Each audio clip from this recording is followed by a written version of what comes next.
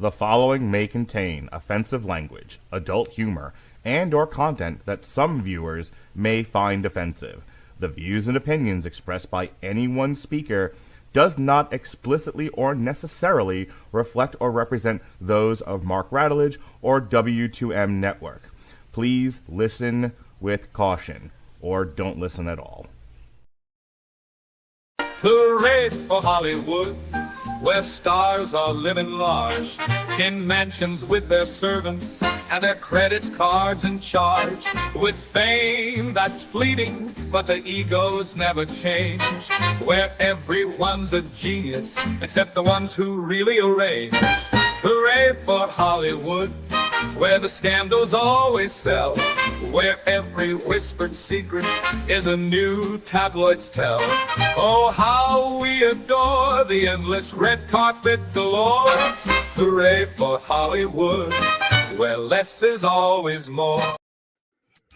Ladies and gentlemen, boys and girls, children of all ages, you are listening to a Radulich Broadcasting premiere podcast, Damn You Hollywood. And here's your host. He cannot live without you. He doesn't know much, but he knows what you're thinking. And it's about the way we were, Robert Winfrey. Yay! I feel like that was a shot at me not knowing what that song's supposed to be, but It was like several songs there. okay. That was, I think, 4 out of 5 of the Cyrano de Bechamel song titles. Okay. Fair enough. In my head, when I was walking through the kitchen to get a drink and to throw out garbage, I was like, I had one of the songs stuck in my head, as I often do. And I was like, I'm going to introduce Robert this way. Then I forgot the song. Then I went to go look it up really quick because I thought it was How Am I Supposed to Live Without You?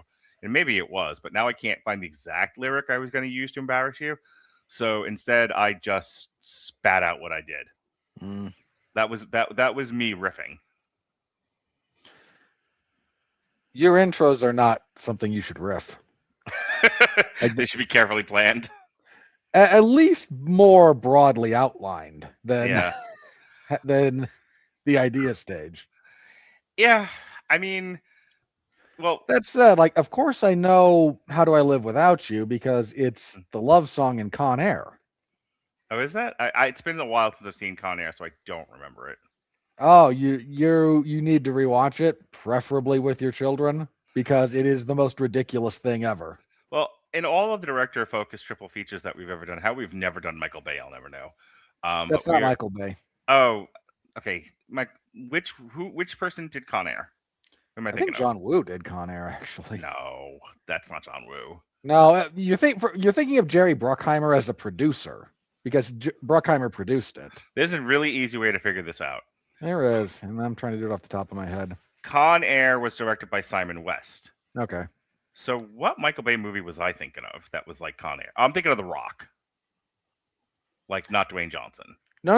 I know, because The Rock's a really good movie, too. Yes. It's one of the only genuinely, like, good Michael Bay movies. Yeah, it was like they both came out around, I think, the same time, and so they're both it's Nicolas linked Cage. in my head. Yeah, it's like Nicolas Cage near trying to be a bit of an action blockbuster guy. Yeah. So there's a few of those that came out around that same time where he's doing that, and with mixed results, but Con Air is a great movie. It really is.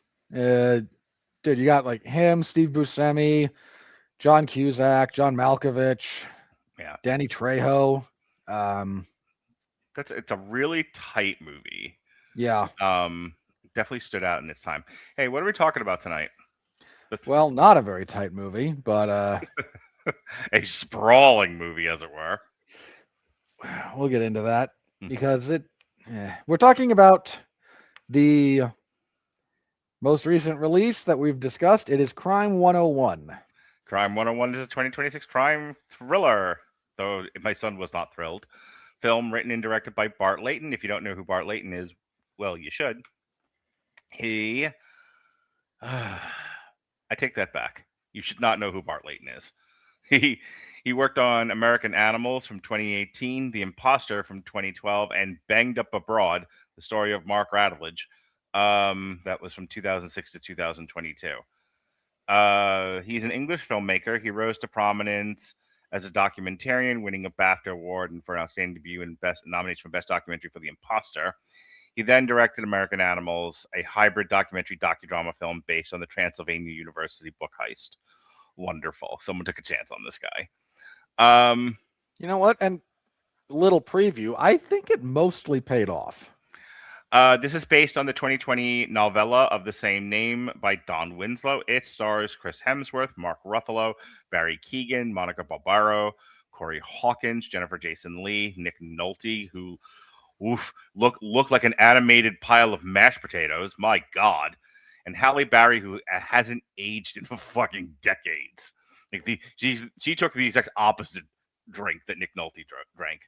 The film premiered in London on January 28th, 2026, and was released in the United States by Amazon MGM Studios and internationally by Sony Pictures Releasing International on February 13th, 2026. It received mostly positive reviews from critics, and we'll talk about how much it grossed in the budget later on in the show. So I told Robert that I did a little bit of homework, and I wanted to know more about the book that this is based on and why the movie differs from the book the way that it does. So Crime 101 began not as a blockbuster screenplay, but as a crime novella by Don Winslow, part of his celebrated work in genre fiction. Winslow is a best-selling American crime writer known for tightly plotted stories with noir roots. Don't forget your roots, and don't forget your socks. Crime 101 fits this mold as a compact, suspense-driven tale about a meticulous professional thief whose career of high-end jewel heists along California's famed U.S. Route 101 has baffled law enforcement for years. The 101 in the title refers both to the literal highway and the thief's own internal code. His rules for pulling perfect crimes without violence or capture. In the novella, readers follow this lone wolf crook named Mike Davis as he considers one last risky job and encounters forces that threaten to upend his careful equilibrium. Detective Lou Besnick, a veteran cop on his trail, and the personal stakes Davis juggles provide tension in the short but layered crime story that's sleek, atmospheric, and character-driven. When Crime 101 was adapted for the screen by director-writer Bart Layton, certain changes were almost inevitable.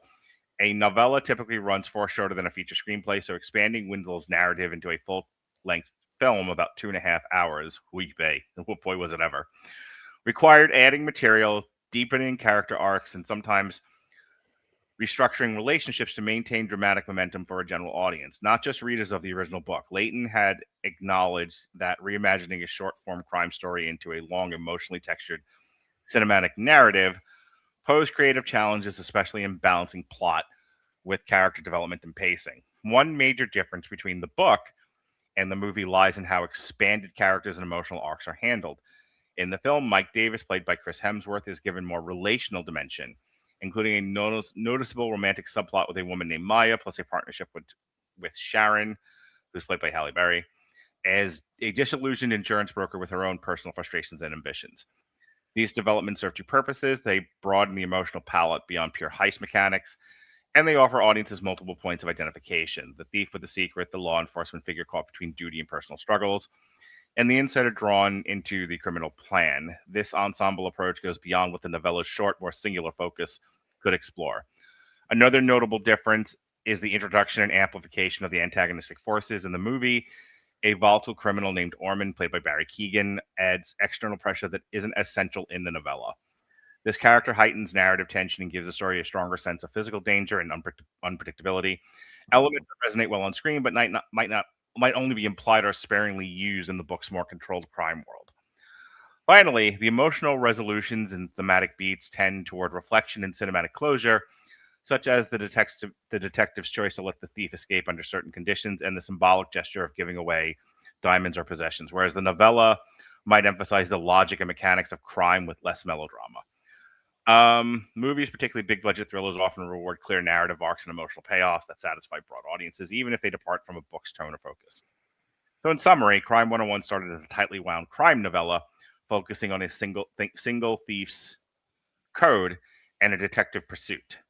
The film expands that narrative, and we will talk about that momentarily as Robert fills in a plot. Yeah, as mentioned, we follow Chris Hemsworth. We're going to follow Chris Hemsworth, Mark Ruffalo, Halle Berry, and a little Barry Keoghan. We opened following Chris Hemsworth on one of his heists, so we get to see kind of how he operates. He steals diamonds from a courier before they can, get to where they're going. He is nearly shot in the process of this, saved only by a older weapon with poorly maintained ammunition and a shaky hand. Yeah, there's a lot that went wrong there. But he survives more or less unscathed. But he is shaken, like, oh boy, that almost went real bad. So he's sort of starting to now get his eyes on exiting his life of crime. Mark Ruffalo is the stereotypical cop with a marriage falling apart. As they all are. Yeah. Who has been sort of tracking this guy. He's like, the last detective in the force trying to do it the right way as everything modernizes. That old trope. And then Halle Berry, who is an insurance adjuster and basically a salesman for an insurance company. She's trying to get a very rich, like a billionaire on board with one of their policies for a bunch of his stuff. And she's older and is starting to wonder, like, okay, I've given all the best years of my life. I was going to say, she has Jack Nicholson's disease from Is This As Good As It Gets, as she stares into the abyss, into the middle distance of life, going, is this as good as it gets? A little bit of that. Of course, doubled down with the, boy, sure did ruin my biological purpose for being on Earth by this point, haven't I? She is, I don't know if you were going to get to it in the plot synopsis, but she is hankering and angling for a raise that she was promised a year ago, and now that time has come. And so she's going, back to the boss and saying, have I not pleased you, master? Do I not deserve, your largesse? And they were like, golly, are you old? I mean, you're still Halle Berry and quite attractive. And boy, you really do, you really do make the phrase "the black don't crack" a thing of truth. But you're still 53, and there's a young white girl over here. So goodbye now. I'll tag you back in. It's a little bit different than that, but that's kind of the gist of it. Oh, that was the gist of it. Yeah. So Chris Hemsworth is looking to maybe get out. He goes to talk with Nick Nolte, who's his kind of mentor and fence for all the things he steals. And he says to Nick Nolte, I've been planning this job, but I don't know. Something feels off. Like my spidey senses are tingling. Just I don't know about this one anymore. So I'm gonna start working on something else. Nick Nolte goes, all right. And he calls Barry Keoghan and goes, so this other guy who I do work with, he had this whole thing planned out. I know how it's planned out. Let me tell you all about it. And I think that my other guy here's lost his nerve because I've seen it before, and he's always been violence averse. And well, if you're gonna do this kind of work, you kind of got to be willing to bust a few heads. And Barry Keoghan goes, yeah, I got no problem with that. I'm the Joker, don't you know? And I'll go, yes, we know you've been cast in that role and no one's happy about it. Anyway. I will prance around naked in a mansion. Dick and balls. You're going to get me on a tangent because the same director responsible for that cinematic abortion is responsible for the absolute pile of putrescence that is the Wuthering Heights adaptation. Oh, really? I've heard. I have not heard anything good about Wuthering Heights. It is all over TikTok. Okay. How bad it is. That woman, that woman director, yeah, she directed Wuthering Heights, Saltburn, and Promising Young Woman. Oh, I smell a triple feature in our future. You don't hate anyone enough to do that to them. No, but I love you. Mark, you don't pay me, so I'm not going to do that for you. You're lucky I've already talked about Saltburn once, and we've already talked about Promising Young Woman over successive podcasts, so no, I don't feel the need to do this. Yeah, she sucks, how funny is that? Yeah, the fact that she keeps failing upwards is beyond me. There's a lot of animus towards her on TikTok right now for Wuthering Heights. As there should be. Hopefully she gets hit by a car. Anyway. Moving on. So Chris Hemsworth's big idea is to talk with Halle. He wants to get out. And he's starting to realize, again, I can't do this forever. This is a dangerous occupation, and, things might be slipping. But I'm not quite where I want to be financially, because he doesn't get it. You don't get to keep everything you steal. And I kind of do need, like, at least one more to really be set. And along the way, he meets a girl, because of course he does, and starts to form a connection there. And Mark Ruffalo is convinced that he's found a pattern about this one guy who robs places with this same MO. And his lieutenant goes, "You're ruining the numbers for the department, McNulty." And Mark Ruffalo goes, "But I can't do it." Turning red to black here. Do you understand? And Mark Ruffalo goes, "But I can't do a British accent. And I'm not good enough to have been on The Wire." Anyway. So he's kind of going through that. And Chris Hemsworth makes contact with Halle Berry and goes, "Look, I rob people. Some of them are people you insure. And I'm kind of looking to get out. And you have been screwed over by this company you work for. You've been there for 11 years. And you should have been a partner with equity in this firm like 3 years ago. They're still screwing you over. And if you know somebody you'd be okay, you can point me in their direction. I'm looking for something fairly substantial." And she initially declines, but then she's confronted by her boss, where he goes, "Look, you're too old for this. And don't, threaten me with leaving because, that's just funny. This is the insurance business." And she then gets in contact with Chris Hemsworth and goes, "Okay, so there's this rich jackass. And he's buying a bunch of diamonds to serve as party favors for his wedding because he's a billionaire. He's importing them under dubious circumstances, wants to pay cash for them. So you're going to have all the money for all the diamonds, and it's all going to come out to about $11 million in this room. And I would like $3 million for my finder's fee." And he goes, "Yeah, okay, that tracks."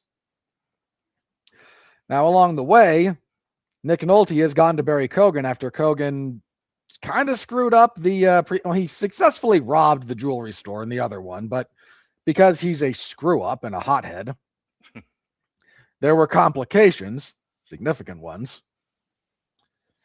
And he tells Barry Keoghan, "Look, you can just follow Chris Hemsworth, and then after he robs whoever he's going to rob, you can rob him. And, well, there'll be a lot of money for both of us."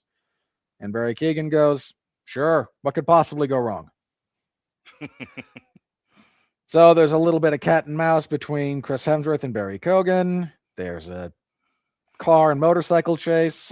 We get a Refn-esque motorcycle chase with lacking the Refn. So a good vehicle sequence is what you wanted to say there. It lacked neon lights. It made me very sad. It also lacked Mandy as a soundtrack, but I don't want to get your goat.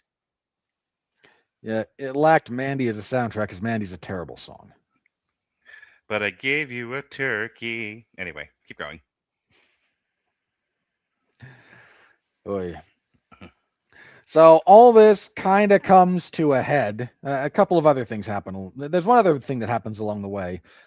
There's a robbery that's in progress, and Mark Ruffalo and his partner pull up to it as another member of the police shoots the guy who's robbing the place. He shot him while running away, which is a no-no in the police force. He shot him. You cannot shoot a fleeing. You can tase them. You cannot shoot to kill a fleeing suspect, and you really aren't. You're only supposed to draw your weapon and use it if you're being shot at or if somebody presents as a danger. He was running. Well, they were fine with their weapons drawn procedurally, but then again, this other cop shoots him. Yeah, they go over. They go over to the guy who's been shot, like the cop who did the shooting. You can't argue with me about it because the film makes it explicit that this is wrong, which is what happened. Which is why next happens. No. There was no weapon in play for the guy who was for the kid who got shot. Yeah. So they go looking like, oh no, there's no weapon, and then the cop is in shock because he just shot an unarmed guy.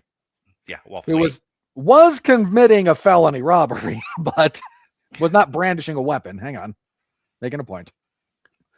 And he's a little bit in shock, so Mark Ruffalo goes over, smacks him upside the head, and goes, "Okay, you go cuff him, because you always cuff someone, even if they've been shot, you cuff them because you don't know if they're actually gone or not. You're not a doctor, you're a police officer." And Mark Ruffalo calls in the incident, and then the other cop comes back over and goes, "Yeah, he had a gun, totally had a gun." Mark Ruffalo goes over and like, "Oh, there's a gun in his hand now. That was not in his hand when I was over there." That you clearly took it. Like, this is where it gets ever so slightly murky. Again, when I say ever so slightly, I do mean ever so slightly. Like, we're going from crystal clear to still very visible. The gun that is placed in the dead guy's hand is the dead guy's gun. It was just not drawn at all, like in his bag when he got shot. So very clearly not presenting that kind of threat at the moment. But now things get awkward because when they're doing their after action stuff, Mark Ruffalo's like, "Yeah, he planted a gun on him." And his lieutenant goes, "That's not what he said." And Mark Ruffalo goes, "Yeah, of course that's he wouldn't want to, admit to that. That's all kinds of problems." And he goes, "And your partner sides with the other guy." And Mark Ruffalo goes, "Oh." At which point Mark Ruffalo gives up. Pretty much. So they're all suspended, which is not a knock on them. If you're involved in any officer involved shooting, you get suspended while they do the investigation. That's what happens. But Mark Ruffalo's kind of given up on everything now. And so he goes into the evidence locker and he steals some fake diamonds from evidence that used to be they were fake distraction diamonds from the original heist that Chris Hemsworth pulled at the beginning of the movie. He's not planning anything nefarious. Anyway, now everything comes to a head because Barry Keoghan gets all the information for what's about to happen by assaulting Halle Berry. Halle Berry calls Mark Ruffalo and goes, "I've made a terrible mistake." And Mark Ruffalo's like, "Well, look, I can help you kind of fix this." So Mark Ruffalo then poses as the courier with all the diamonds, gets Chris Hemsworth to drive him to the exchange. Hemsworth tries to rob everything, and it's going okay. And then Mark Ruffalo pulls a gun, and he goes, "I'm a cop. Now put your gun down, and you're going to jail." And Chris Hemsworth's like, "No, I'm not putting my gun down, and I really don't want to go to jail. Why are you screwing this up for me?" And then Barry Keoghan comes in with his gun and hides behind Chris Hemsworth because Chris Hemsworth is a large man. He then shoots the billionaire in the back, in the shoulder, and goes like he's going to shoot Mark Ruffalo, and Chris Hemsworth then shoots Barry Keoghan. But Chris Hemsworth, who is very anti-violence, all things considered, then gets all sad and traumatized about what just happened. And Mark Ruffalo goes, "I've become a modern man with the help of yoga.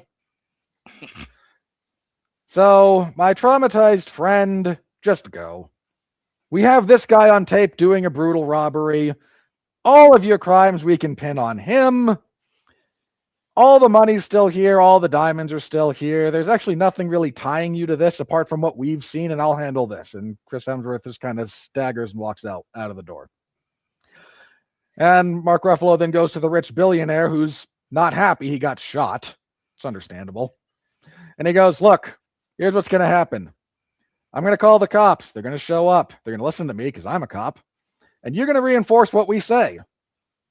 And all your money's still here. All your diamonds are still here. You're all good. And if you try to make a thing out of this, we're going to start asking questions about the diamonds coming in with dubious legality and the cash you're paying for them. And if you're not squeaky clean, the IRS is then going to just violate you. And you don't want that." And the rich white guy goes, "I don't know." And his young fiance smacks him and goes, "Why are you this stupid?" This is what you want. Now do as I say, asshole. So all the illegal stuff goes into a safe, but Mark Ruffalo is stolen in the chaos. He has replaced some of the gems from the briefcase that he was carrying. with the fake gems that he stole from evidence because he's decided to be a crooked cop. So he's got several $1 million worth of diamonds now, probably about 3 to 5, somewhere in that range. And he then gives them to Halle Berry, who told off her boss and quit because that constitutes a high watermark for this movie. Chris Hemsworth gives him a car because they shared a moment about Steve McQueen movies, and Mark Ruffalo wanted the Bullet Mustang, and Chris Hemsworth had one. And Hemsworth then tries to reconnect with the girl, and everybody gets their happy ending. And I had about as bad a reaction to the ending of this movie as you did to the ending of Send Help. Fair. Well, lucky for you, I'm not going to throw a tantrum because you don't like something that I liked. Not only that. No. Well, let me be clear. Mm-hmm. I like the vast majority of this movie. Yeah, it's literally just the ending that made me roll my eyes. So, my reaction to this movie is that it's fairly well made. It's very well acted. It's kind of a 5 out of 10 for me. As like my son's reaction to it was like, "This is the worst movie I've ever seen." It's like, all right, that's because your son has TikTok brain. Yeah, I was like, calm the fuck down. And we had to have a conversation about slow burn movies. I was like, not every movie is going to be a 1 or a 10. There are plenty of numbers in the middle there that this movie could have been.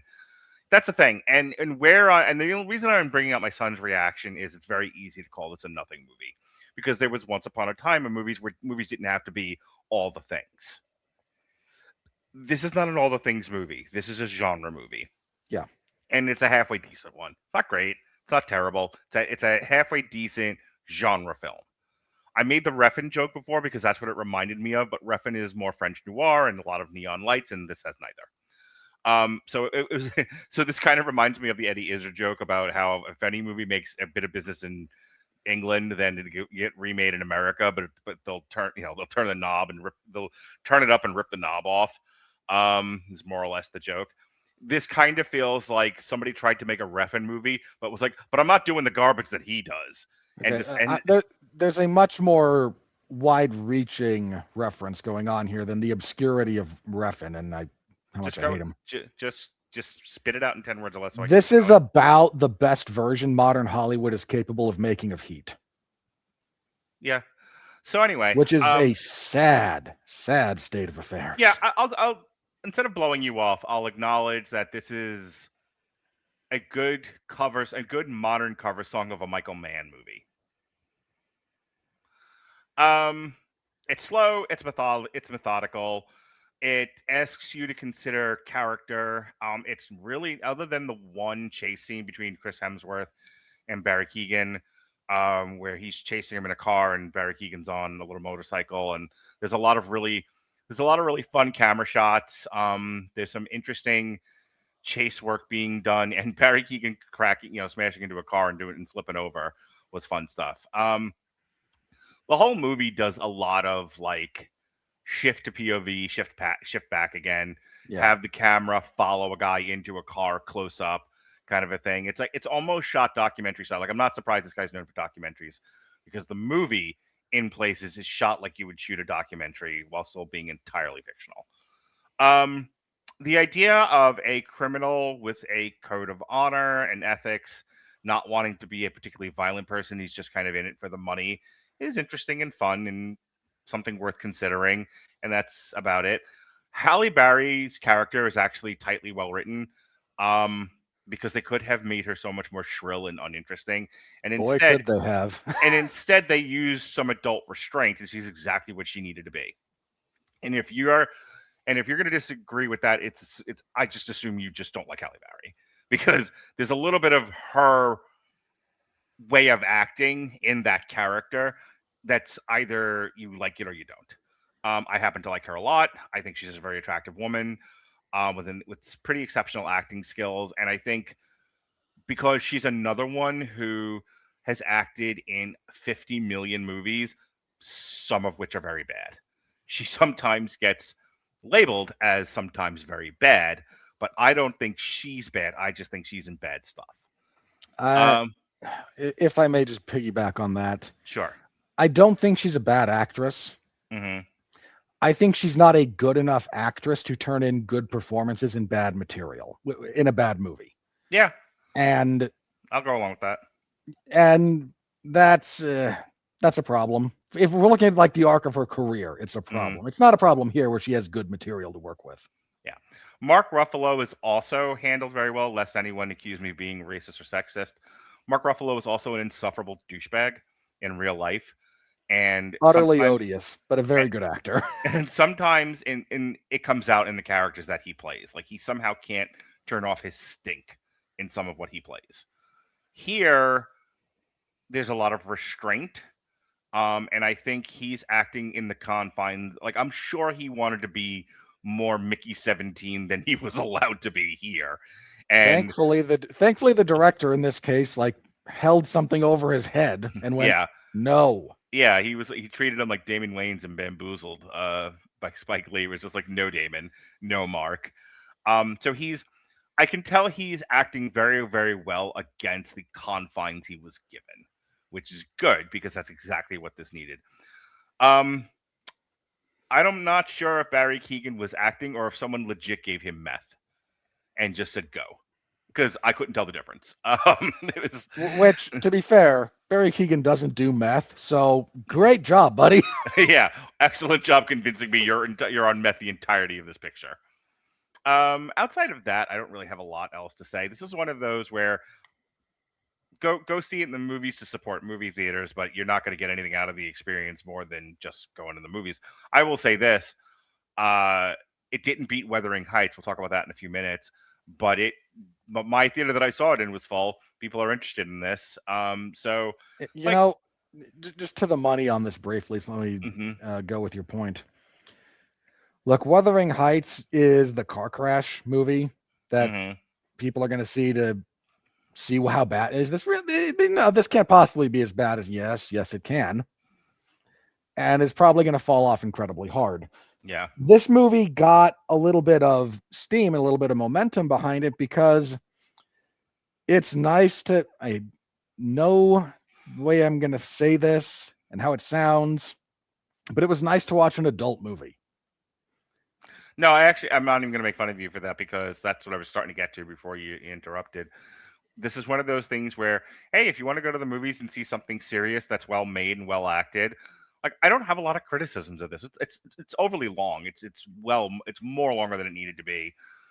The stuff with Monica Barbaro and Chris Hemsworth is actually really nice. Like the stuff that she says to him, like, you have no pictures around. There's nothing that connects you to being a human. And then Chris Hemsworth does a really, really good job of being a very broken individual without being all therapy speak about it. Like, oh yeah, like this is what a modern man looks like when he doesn't know the language of feelings, and he's terribly traumatized. Like I have to say, for all the goofy shit that Chris Hemsworth has done, like Ghostbusters or Thor or any of that crap, he's an exceptionally good actor. This shows it.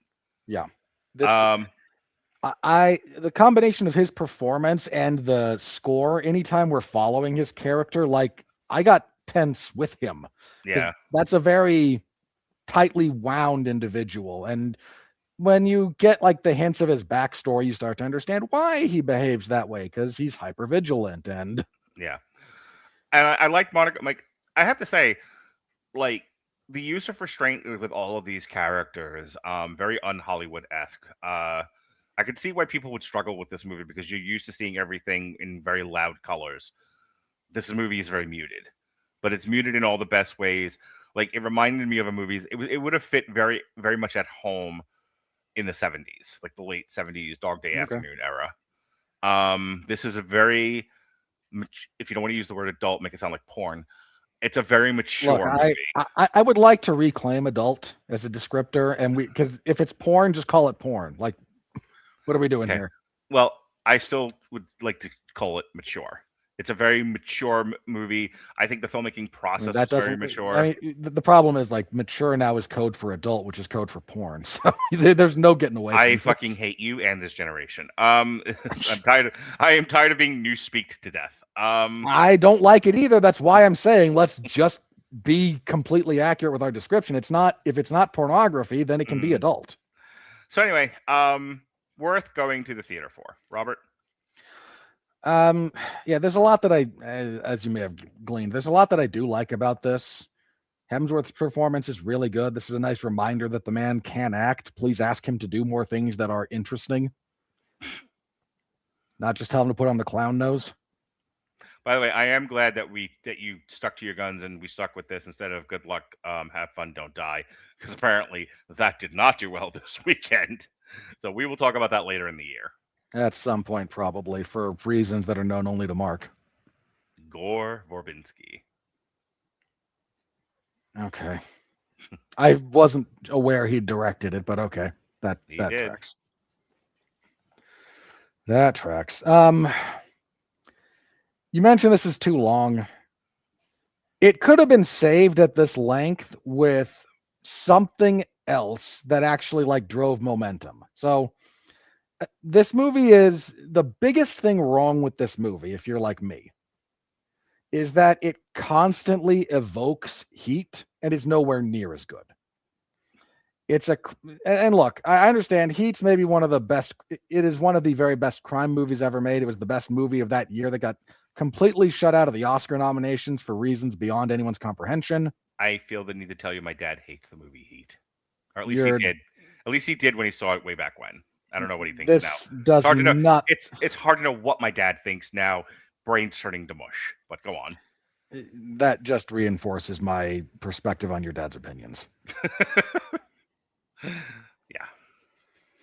Yeah. But if you kind of track those, it's a crime drama borderline epic in terms of like, because again, it wants a big scope, not a narrow scope.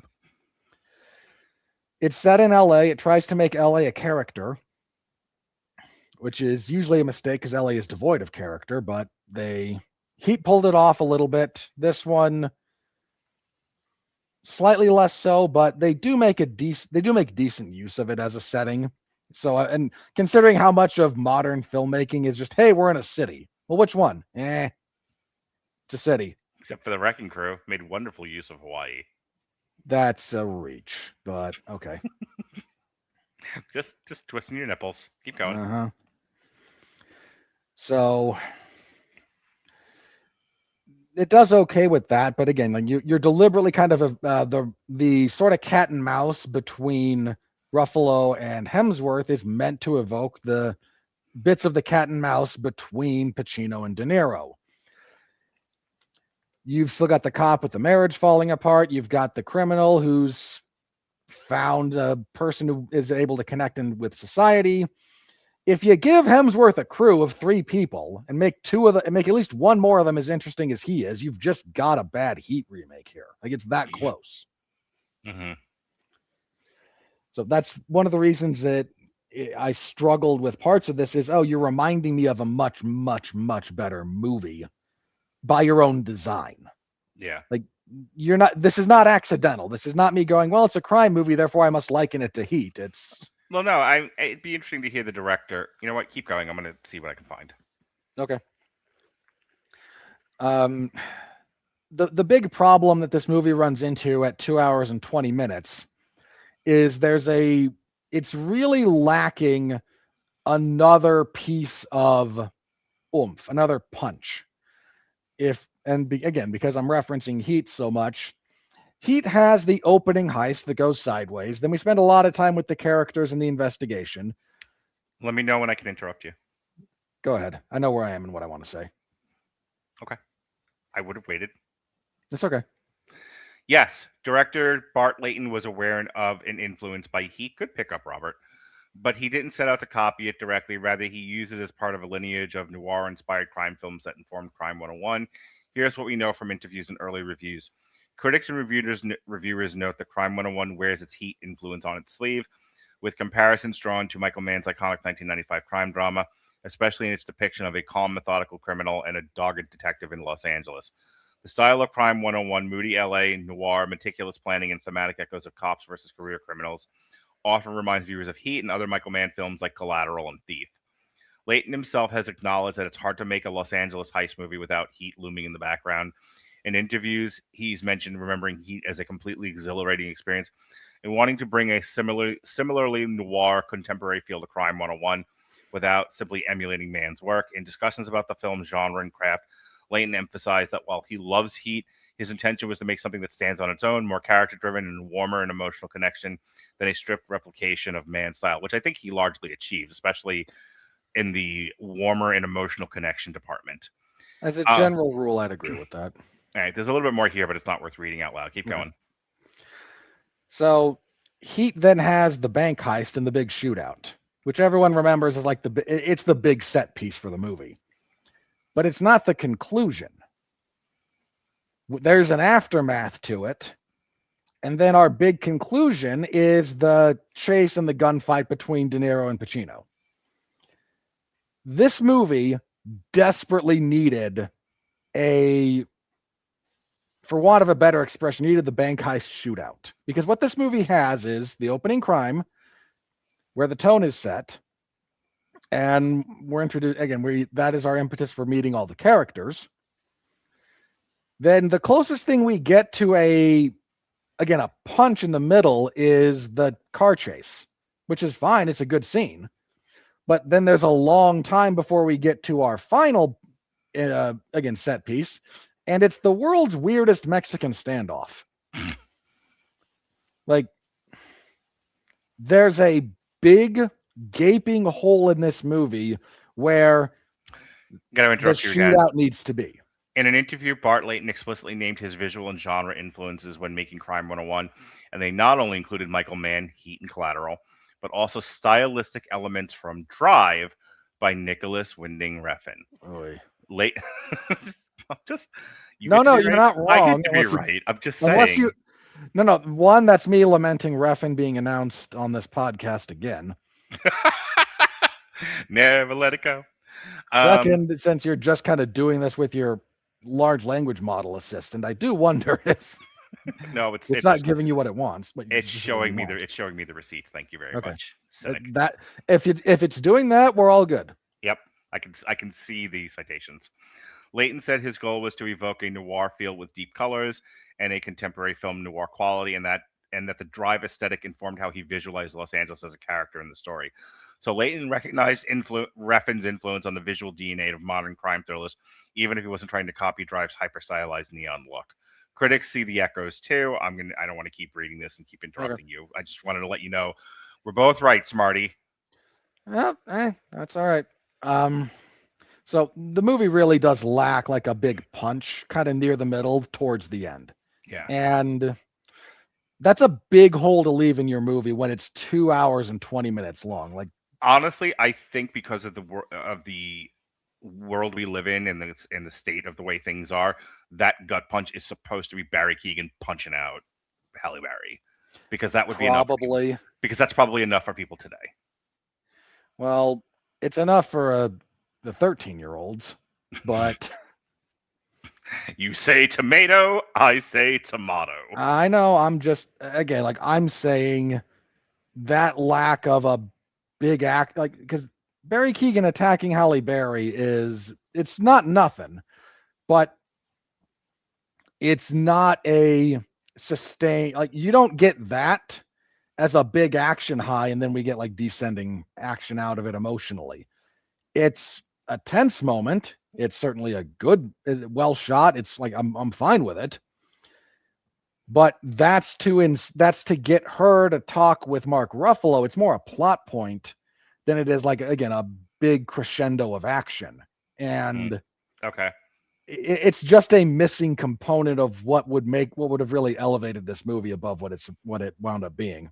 So the scene that you're talking about really is the scene of Chris Hemsworth chasing Barry Keoghan on the motorcycle, but that shouldn't have been the only one, and it shouldn't have. Yeah, you needed another one. Yeah, you really needed another one. Got you. Something like that. Yeah. And we didn't get it, so the movie loses a giant amount of momentum. Then there's the conclusion, and this is where this movie lost me. And thank you, Maggie Smith. I appreciate the support. This is someone agreeing with me that it needed intensity like at the end of Heat, which I obviously agree with that. Then my big problem with the conclusion is everyone gets a happy ending. And it comes about in the worst way possible. Chris Hemsworth just gets to leave. Yeah. Mark Ruffalo becomes the dirty cop. Halle Berry gets fired and then gifted a bunch of diamonds for her defense. I can't begin to tell you guys why this I can tell you why this bothers me so much for a couple of reasons. One, this movie tries to point at institutional rot. Yeah. It just does so badly. And because it does so badly, it doesn't actually have the stones and artistic integrity to tackle what that means for the characters. It force feeds them an end around to give them a happy conclusion. We don't get Mark Ruffalo. I would almost tell you it was a studio note. It feels that way. Like they had a they had a bleaker ending in mind, and the studio was like, "Have you seen Red 1? No, that's not what we're doing here, pal. Fix it." So it was like, all right, we want to do an institutional rot ending, but also a happy ending, and they ChatGPT'd it. Well, because how do we arrive at where we... So, again, Halle Berry is screwed over by the corporate structure that she works for. Yep. She then tells off her boss and storms out, and this is like supposed to be half of our emotional catharsis at the end of this. It's a good scene, don't get me wrong, but it's treated like a big part of the crescendo when it's really not that. It's really cringy. That's coming from me. Yeah. Okay. I'm watching this going, ugh. Like I'm waiting for her to get dragged out of the building, and they don't go that far, but which they absolutely would have if this were even the... She'd have been in the box. They would have packed up her desk in. Yes, like that really did need to be sort of how that concluded, and instead she gets to power walk out because women in 2026. Yeah. So that's, again, a little bit of a miss. Mark Ruffalo looks at what the police force is becoming, and he goes, "This, back in my day, you understand, we used to just beat the Irish. Now..." But he is out of time, essentially. He wants to do things an older way. He's running up against what the modern policing looks like. And then his partner goes bad and is willing to go along with, again, a officer lying about shooting a guy, which seems like a big deal. And the resolution to all of this has nothing to do with tackling, again, bureaucratic institutions within either the insurance industry or corporate America writ large. Has nothing to do with police unions, police trust as it relates to the city, pressures from above, pressures from below. None of that gets addressed. Chris Hemsworth faces no serious consequences for his life of crime because he was a traumatized child, and we just feel bad for him. And the solution to all of this is it's okay to steal from the rich white guy. Yeah. If you're willing to face your trauma and make amends. Because Mark Ruffalo gets to fuck the police force and gets a car for his troubles. Halle Berry gets to fuck the insurance industry and gets rich in the process of doing so. And Chris Hemsworth gets a pretty girl. That's it. That's the movie. And again, the morality of all this is, you know what? None of the actual ideals are worth standing up for here. None of these characters actually see through their commitments to themselves or their character arcs. It's a bleakly cynical movie. The ending is meta cynical, and it's all okay because the rich white billionaire is kind of a douchebag, so Mark Ruffalo can steal from him, and it is the most stupidly hypocritical liberal thing in the world that the only thing that makes everything better at the end is stealing from the rich white guy. Yeah. That's where we are. But I'm sure, given today's day and like you and I are booing that, and rightly so, but I have to tell you the vast majority of people are perfectly fine with it. Given the amount of eat the rich sentiment that's out there on both sides of the aisle, both conservatives and liberals, I'm sure people take a half an hour off this movie and throw another action sequence in there. People are going to think it's the best movie they've seen this year by December. Yeah, probably. Anything And else? that's, again, just a very sad state of affairs about where we are when it comes to all of this. And my gripe with this versus my gripe with the ending of Send Help is the ending of Send Help is deliberately comedic. It's a joke. You're supposed to laugh at it. This is played straight. This is sincere. This is, oh, look, this guy got defrauded. This good cop went bad. This career criminal got away with everything that he wanted apart from the last payday. Halle Berry gets a bunch of illegal goods that she magically knows how to turn into cash, and this is supposed to be like literally Mark Ruffalo drives off in the Bullet Mustang as a bright white light engulfs the screen. And they all went to Amsterdam. Like, I'm sorry, this is the most cowardly, cynical ending possible for how this was. Like, I was with this movie. This is the other thing that bothers me. Like, I was disappointed by the end of this. By the ending. You keep comparing it to Send Help because we had a very contentious podcast, or as what did Chris Bailey call it in the I don't chat? remember. It was like the end of civilized podcasting. Whatever. That is a pinch and tickle fest between me and you. I don't know what dude, we've had some serious knockdown dragouts. That wasn't one of them. No. That was, you may be losing patience, but you're entitled. No. My problem was with the entirety of Send Help. I thought they were, I don't want to relitigate that review, but you were like, this is the old, I was having the greatest sex of my life. And then at the end of it, right before I came, she said, "It'll get off me." I was having a bad time with Send Help almost the entirety of it. You know, there are other movies where I'm with you where it's like, it's the best sex ever. And then it'll get off me. And we've talked about that. It's just not Send Help. Send Help, I struggled with the entirety of the time. And I said as much. No, I'm not just talking about your take on it. I'm talking. I'm comparing and contrasting. Like, was I okay with the borderline cynical ending of Send Help, which is just yay, she gets everything she ever wanted, versus the ending of this one where yay, all the characters we follow get their happy endings. Yeah. Like why did Send Help not bother me? Because I viewed that whole thing as a joke and a kind of, again, satirical commentary on that trope to begin with. This is not that. I would love to see these movies redone without the studio notes, and just to see what the author's intent was. That's it. Yeah, I could get behind that. Because this is now becoming such a pattern that now I'm interested in what the pattern would look like if it wasn't the pattern. Yeah. So because I feel like there's a version of this movie where at the end Barry Keoghan just storms in, shoots everybody, and takes the money. Well, I was thinking as you were talking about it, I was like, I feel like this is a better movie if Barry Keoghan comes in and shoots Mark Ruffalo. Yeah. And then Chris Hemsworth, like, he shoots him once, but it's a Mr. Orange, it's a shot in the gut. He won't die from that. But then he goes to shoot him in the head, and Chris Hemsworth shoots him in the back of the head. Like, I already don't like violence. I just had to do a very cowardly thing. And then he does kind of an Omar from The Wire, and it's just like, you come quick, send an ambulance. And then Mark Ruffalo kind of thanking him for saving his life. Basically, he was just like, take the money and go.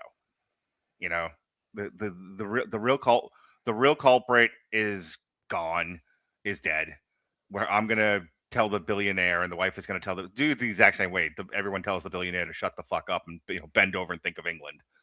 And Chris Hemsworth gets away with the money. I think that would have saved it. It would have helped. But yeah, it is what it is. All right. If nothing else, then let's just move on. I no need to be here. Yeah, I'm kind of with you. Like, this is a pretty solid, like, 6.5 out of 10, somewhere in that range. Yep. All right. Hang on. We got another comment here from your friend. It wasn't even a Mustang. It was a Camaro Chris was driving earlier. He should have been driving a Shelby Mustang to make a sensible connection to the conversation about Ruffalo wanting a Mustang as a kid. Good pickup. I thought it was a Mustang. Not a car guy, so I couldn't tell you. Same.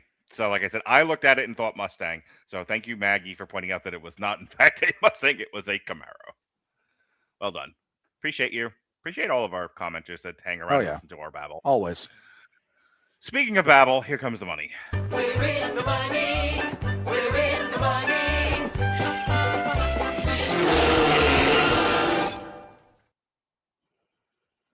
I know Robert, I walked with him once upon a dream. On a budget of $90 million, the box office for this was 29.8. Yeah, it's going to struggle. Well, thankfully it has no competition this weekend with Psycho Killer. As of February 15th, 2026, Crime 101 has grossed $15.1 million in the U.S. and Canada, and $12 million in other territories. In the U.S. and Canada, Crime 101 was released alongside Wuthering Heights, Good Luck, Have Fun, Don't Die, Goat, and is projected to gross 15 to 17 million from 3,000 theaters in its 4-day opening weekend. This will be largely forgotten about in 2 weeks. Yeah, and If not this weekend. it might wind up climbing one spot because I think Wuthering Heights is going to crash out after its opening weekend, but Goat's probably going to move to number one next week. Well, it's only got 2 weeks because next weekend might as well be a bye because the big movie is Psycho Killer, which we will be reviewing. Which we will be reviewing, but I don't think that's going to get a large crowd. So probably not. But then Hoppers and The Bride come out in the same weekend. Dude, Hoppers is gonna cry. Even with Pixar's damaged reputation, which is a thing. I saw a trailer for Hoppers, which was just like critics quotes, and they're saying it's a return to form. These are paid critics. Who knows what the truth really is? We'll see when we see the movie. My point there is just like, there's not a lot of good family stuff out there right now. Goat's not. Yeah. Goat's doing okay, but Pixar's Hoppers is gonna do well, and I hope. I don't cheer against Pixar anymore. I think they've largely paid. The penance for what but Lightyear, Turning Red, a few others. Yeah, Wuthering Heights was the number one movie of the weekend from Warner Brothers, soon to be Warner Brothers Netflix, soon to be Warner Brothers Paramount Netflix Pornhub. We're not sure. Yeah. That grossed 32 million. Goat by Sony, that's 27 million. Crime came in number 3 from Amazon MGM Studios at 14 million. Send Help dropped in its third week, dropped from 1 to 4. Wow, it stayed number 1 that long. Good for it. Dude, what came out? Fair. Solo Mio dropped from 2 to 5. Zootopia stayed at number 6. That's back in theaters. Good Luck, Have Fun, Don't Die from Gore Verbinski and Briarcliff. See, so part of the reason why I didn't insist we do this instead of Crime 101 initially was because if it was Briarcliff, I did not think this was going to get a wide release. And because Robert lives in the mountains that he doesn't want painted, I am very careful to not suggest stuff from like Neon, A24, Briarcliff, some of the other independent studios, because I'm afraid he's not going to be able to see them, and I don't feel like having to redo a show at the last fucking minute. So, but I do, and I'm interested in what this movie is, and we will talk about it at a later date in the year. It's a man who allegedly comes back in time to warn people about the horrors of AI, because this is all we're doing now. Yeah. Avatar, Fire and Ash, still in theaters after 9 weeks, is maintained at spot number 8. Iron Lung dropped from 3 to 9. So I'm hearing this Dracula from Vertical Entertainment is the worst thing anyone's seen this year so far. No, because Wuthering Heights came out, which is now the worst thing people have seen. That Dracula version is probably not very good either, but I don't know if you had heard anything about this. Mixed, but the people who are like, no, it's actually okay, tend to be the, contrarians for the sake of contrarians. Fair. The Strangers Chapter 3, which nobody will see, dropped from 7 to 11. Nor should they. Nirvana, the band, the show, the movie, debuted at number 12 from... I'm going to ignore you and just think about the article that I sent you. And that's all I'm going to say about that. I don't care. I know you don't. I know Grumpy Pants, and I was trying to move past it. If someone did, in fact, kill Kurt Cobain, I would like to send them a gift. They did the world a service. You are an absolute ghoul and a monster. Anyway. No, I just hate grunge music. Whatever.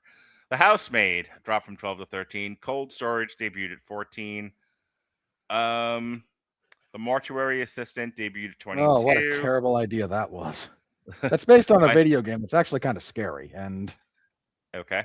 My Father's Shadow from Mubi debuted at 35. That would also be the Mark Radulich biography, the third volume. I literally had to go back and see, like, what is he making fun of me for? Oh, yeah. All right, so that's the weekend that was worldwide. Wuthering Heights is the #1 movie in the world at 83 million.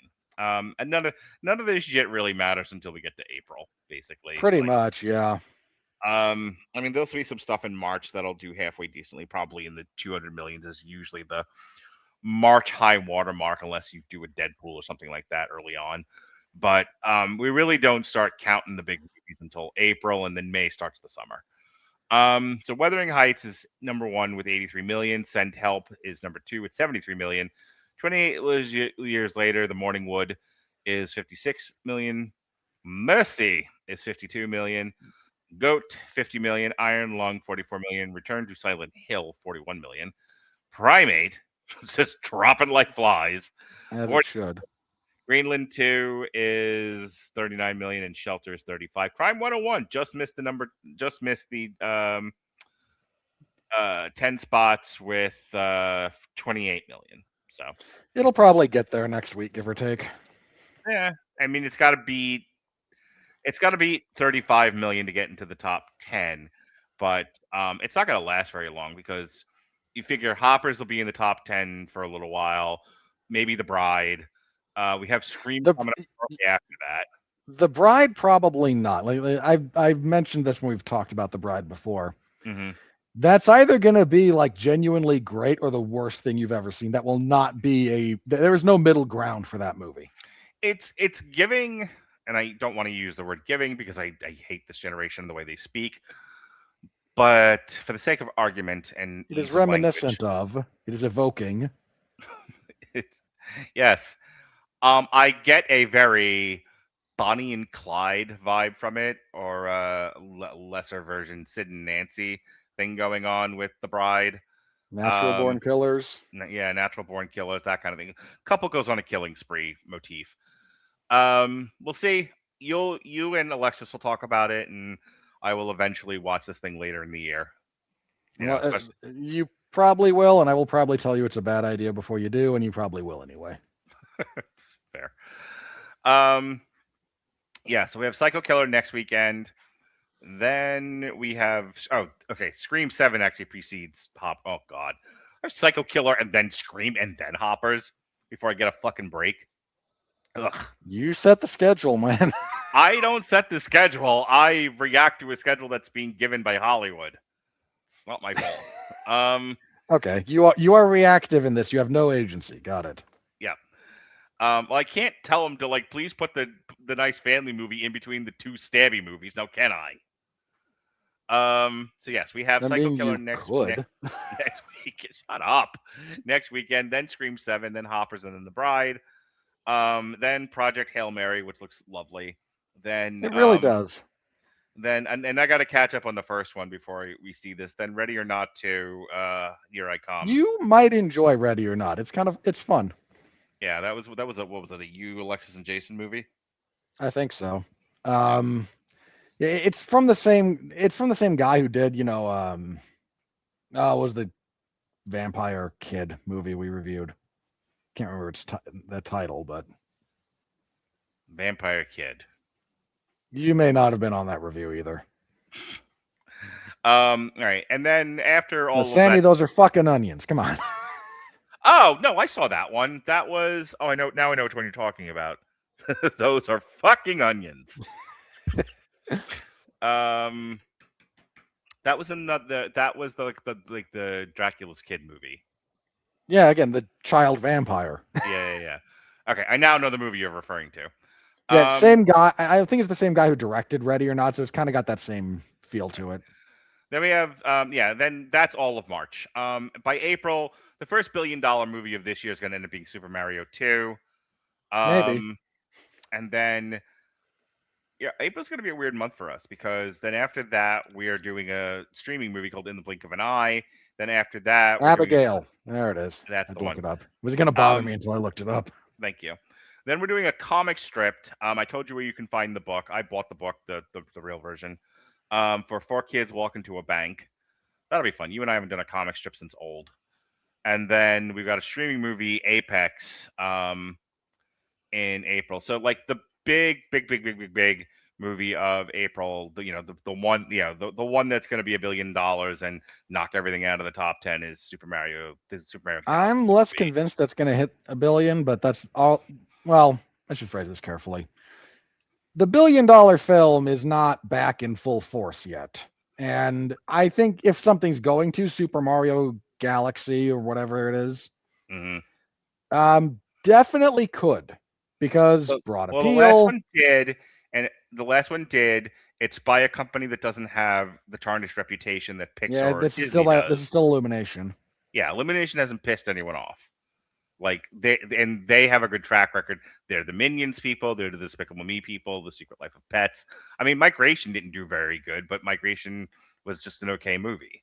Yeah, they have not done anything to aggravate the general populace yet. Right. So here is a known property with an already steady track record. And I just read you what April's. Oh yeah, with a clear. It has no fucking competition. Yeah, nothing's in its way. Hoppers will have made whatever it's going to have made by then. So yeah. Yeah, so it has the entire month of April, and April is about when a lot of kids are on vacation from school. You have Easter break, you have spring break. I mean, our spring break is the week of St. Patrick's Day, but other schools don't. Other schools that start in September, not August, push their spring break till April, around Easter week. So yeah, I would imagine Super Mario Brothers is going to suck up a lot of the oxygen in the room, but we're still in February, so I'm not. I'll say this, and then we can move on to the last section and then be done for the night. Let me tell you how this isn't necessarily a complaint about the show or anything else like that. It's just more of like, oh my gosh, so many movies in a row. Like, I feel bad for you. I'm now realizing what you go through all year round, where you're just like, oh God, another week of slop. Where it's like, oh Jesus Christ, I had not so much this, but my kids actually asked me, they're like, why are we going to see Crime 101? Because it's on my schedule. They're like, Father, they called me Father. They said, Father, must you be a slave to the schedule? And I said, I must, because that is what I am known for. And I was like, I'm too old to change my identity. I am going to see this movie purely out of obligation. And I'm glad I did, but just like Psycho Killer, fucking Scream, Ready or Not, like, God damn it. Like, at this point, I'm longing for the superhero slop. Just to break up the monotony.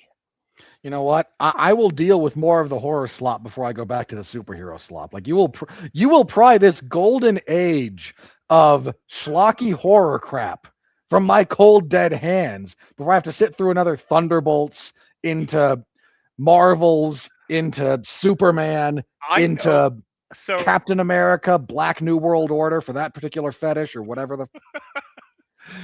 Can I ask you a serious question that involves a very serious answer? All right. Why aren't you looking forward to Masters of the Universe? I was never a big He-Man guy as a general rule. Pat's going to be mad at you. It just missed me. I'm not against it at all. Don't get me wrong. I don't understand. You and Pat are closer in age. I don't understand why he's such a big fan and you're not. Like, me, Jesse, Jason, Chris are all around the same age. He-Man made sense for us. It was huge when I was a kid. You were 7 years younger than me, I think. Give or take. What year are you born? I'm not going to give out my birth year on the internet for the sake of safety, but I'm Aren't not. You the No, same we've age done as this my before. ex-wife? Aren't you the same age as my ex-wife? I believe so. I'm like 10 years younger than you, 9 or 10. Oh, okay. Well, then you're even slightly younger than her. But you and Alexis and Pat and all them are closer in age. Jesse, Jason, Chris, and I are all kind of in the same cohort. We'll give it take a year or so. I know me and Chris are like the two oldest guys in the group. And He-Man. So I'm of cartoon watching age when you're like 4 or 5. I'm 4 or 5 in 80, 81.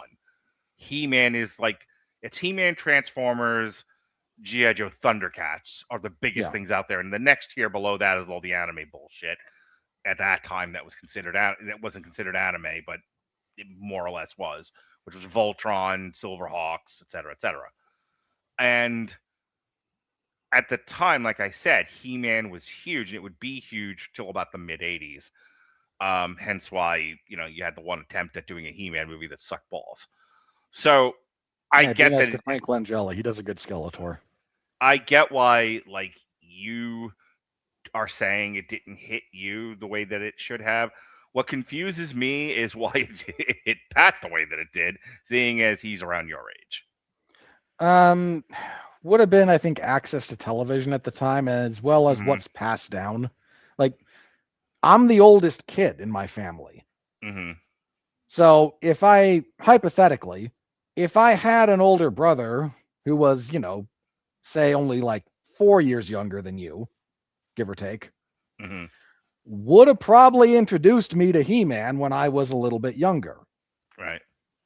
And so there's a little bit of like the generational trickle down there. And because I kind of just fell into what I fell into when I was, for a number of reasons, like you know this, like you and I came of age around the time when what our parents liked as kids was not applicable to us for a number of reasons. Sure. So if you're about our age, you kind of just fall into whatever the marketing you fall into. But yeah, that's what I'm saying. Now that you're saying it out loud, I thought there was a different reason you were into He-Man. I didn't realize it was just like, oh, I didn't like it. It didn't really touch me as a kid because it's gone by the time you're of TV watching age. It's something more or less like that. And I didn't have a lot of the toys. So it just wound up missing me. I don't have anything against it at all. I appreciate, this is going to sound stupid, because as corny as that show was, even for its own time, just having something out there that is like unabashedly positively masculine, I think is a net good. And if this movie's willing to, I currently have the theme in my head. I am Adam. I have the power. Like that whole, it was that whole like. I don't have fond memories of much of my childhood. It sucked, but I have fond memories of that. I remember very much like appointment viewing TV was He-Man, G.I. Joe, Transformers, Thundercats. Yep. If it was on, I was watching.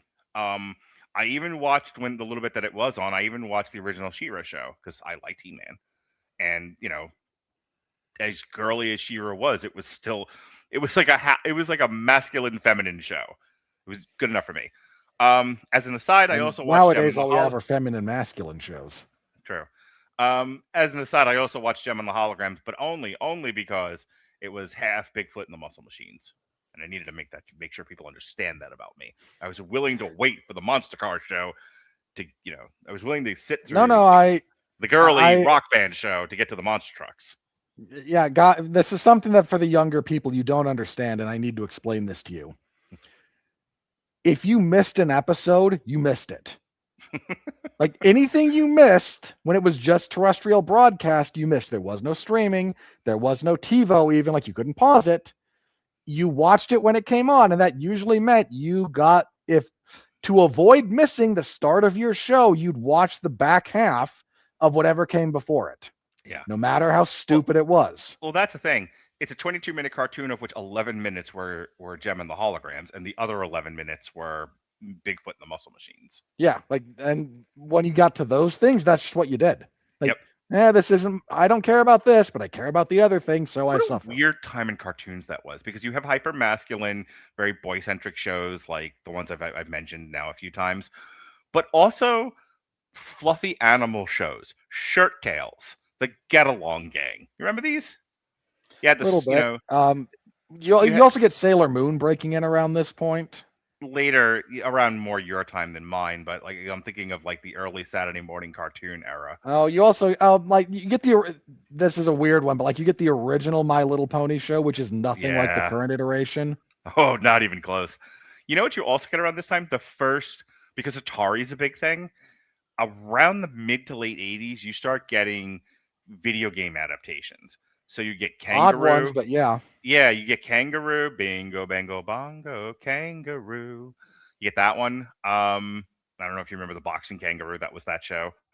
There was... I believe there was a Super Mario Brothers cartoon. There was. Yeah, there was a Didn't couple have more. Bowser, had King Koopa. That's right. That's right. There was a couple of others that was like based on Atari games back then that are now escaping me. But there had to have been a Donkey Kong, like a Diddy Kong show. No, actually. Diddy Kong doesn't come along until much later. Or Donkey Kong and Son or something shit like that. I don't think there was. There's a couple of different versions of Sonic cartoons. That's later. Yeah, than the era that I'm thinking Yeah. of. There was a Mr. T cartoon. Oh yeah. There was the wrestling one. Oh yeah, Hulk Hogan's Rock and Wrestling Connection. Yep, that was a thing. Oof. I watched, just for the shits and giggles of it, I watched 1 or 2 episodes back, when my kids were younger, when it was available on Netflix or whatever it was. Oh, the voices on that show. Ooh, Yeah. makes the new iteration of Kermit the Frog look positively on point. Yeah, because Vince McMahon was never gonna let somebody off the road to do voice work. Mm-hmm. And sadly, if you can't do a Macho Man Randy Savage, Yeah. So anyway, going back to Masters of the Universe, I'm actually looking forward to it. Now that I've seen the full trailer, I think, and I kind of looked at some of the production history for it. I watched one of the Midnight's Edge videos. I'm hopeful. Like, I can see why Andre's stock and trade these days is to be skeptical of these things. That's kind of how he makes his bread and butter. But, well, not only is he rewarded by that via the algorithm, it's not like Hollywood's done a lot to earn our lack of skepticism these days. fair. Based on the trailer and what I've seen about the most recent production history, I have high hopes for this. I'm not saying it's going to be Gunga Din. I'm just saying, the Shawshank Redemption. Also, the sword looks like it was, bought in the cheap crystal shop. But I'm willing to forgive them for that. I'm excited for Master of the Universe. It is one of the few summer movies I'm actually genuinely looking forward to.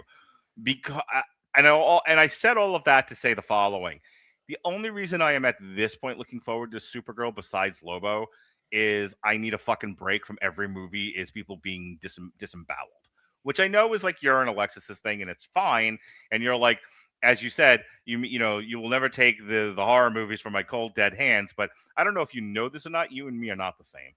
I'm aware of that. Look, I'm just saying, if we get good superhero movies again, like, I'm fine with that. I would welcome a good superhero movie to, like you said, cleanse the palate, a little bit of variety in all this. I'm fine with that.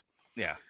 But if you ask me, would I rather watch a horror slop movie or a superhero slop movie? At this point, brother, that's not a contest. Yeah, well, sure. I'm sure given a choice of Psycho Killer and Supergirl, it's Psycho Killer 10 out of 10 times. It's asking a lot of it. You're not the one asking. It was my choice to do the schedule, and we are following Hollywood's release schedule. But asking me to do Psycho Killer and Scream 7 back to back is a tall ask for me. I appreciate that you are giving of your time in that particular Every way. time I see the Scream trailer, I wish ICE would deport me to Sweden. Why would you want to go to Sweden? I'm not even from there. I know. Like, why Sweden? what pinged that one for you? It's a Johnny Dangerously joke. Okay. Have you not? Do you? Oh, no. Dangerously? I've seen Johnny Dangerously. Man, Okay. I know. When they deport Maroney, the paper comes up and it says Maroney deported to Sweden, and then like underneath the bold print, it's like I'm not even fargan from there. I forgot they deported him. I forgot that was the resolution to that. Yes. But before Joe Piscopo becomes the main villain. Yeah, I have seen Johnny Dangerously. I have laughed at Johnny Dangerously. It is, believe it or not, one of my mother's favorite comedies. It's excellent. It's one of those I really do need to sit down with my kids and watch. Like this. You know what? When we do a triple feature of like that genre of comedy, because that's not Mel Brooks, but it could have been Mel Brooks. Actually, I'm now curious who fucking did. It might be Mel Brooks. No, it's not Mel Brooks. I know all of Mel Brooks' movies. Johnny. Yeah, but it's a very Mel Brooks movie. Oh, absolutely. Johnny Dangerously was directed by Amy Heckerling. Yeah. I don't know who that is. Me neither. Anyway. Amy But no, Heckerling is an American writer, producer, and director. Started out New York University, American Film Institute. You can just scroll down to the filmography and then look at that, and that'll tell us something. Don't tell me what to do. You're not my mother. Okay, so yes, she directed Fast. They let a skirt direct Fast Times at Ridgemont High. It gave them all kinds of cover for the questions that would be asked. You can't get mad at us. A woman directed this. Goddamn right. Anyway, so yeah, her feature film debut is Fast Times as a director is Fast Times at Ridgemont High. Her second movie is Johnny Dangerously. Why aren't we doing a triple feature focus on this lady? Find two others. What else? I'm just gonna read the whole thing to you, please. National Lampoon's European Vacation. Look Who's Talking. Look Who's Talking 2. Look Who's Talking Now. Okay, Look Who's Talking Now. She just produced. She didn't write or direct that one. Clueless. A Night at the Roxbury. Oh no, I take that back. She only produced A Night at the Roxbury and Molly. Loser. I Could Never Be Your Woman. The story of Robert Winfrey. And boo. And Vamps. I would totally do. Did Clueless ever get a sequel? Yes, I want to say spin-offs. I don't think it did. Here, let me see. Clueless 2. It might have had like a direct to VHS one. I feel like there was something else done there. There was a series. I might be thinking of that then. Yeah, there was an ABC series called Clueless. It lasted 62 episodes. Oof. Okay. Yeah, there was a sequel to Clueless. It's Legally Blonde. I would totally do Fast Times at Ridgemont High, Johnny Dangerously, and Clueless as a triple feature of this woman's work. You know, if we can ever figure out how like the actual format for a director focus series that we might want to look into, then she definitely would qualify as someone we should talk about. Yeah. This is quite the list. I mean, I would save the Look Who's Talking stuff for its own long road to ruin, but Fast Times at Ridgemont High, Johnny Dangerously, and Clueless, because after that, she doesn't do anything of real note, besides some television stuff. I would absolutely do that. The only reason why I'm not jumping to do it right now is I've booked us out doing podcasts till fucking mid 2007. I need to slow down a bit.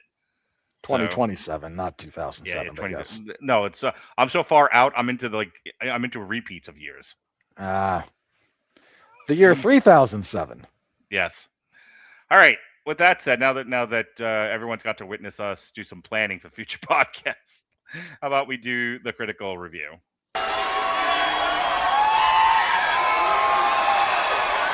Are you ready? No! I said, are you ready? No, God! No, God, please, no! No! No! No! Yeah, that's about right. 87% on the tomato meter, 85% on the fan meter. All critics was 87%. Top critics is also 87%. Verified audience is 85. All audiences is 81. Fair to Midland. There's a 4% drop there for people who don't have the attention span to actually like watch a movie, or children who shouldn't have been there in the first place. That too. That's a thing. No, the AI didn't write anything this time. We don't have an AI synopsis of the things. Okay. All right.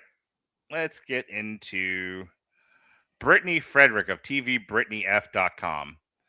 Crime 101 has an excellent roster of actors led by Chris Hemsworth and Mark Ruffalo. Oh, what? Halle Berry doesn't count? But the movie's ponderous pace and lack Mark, she's here for the eye candy.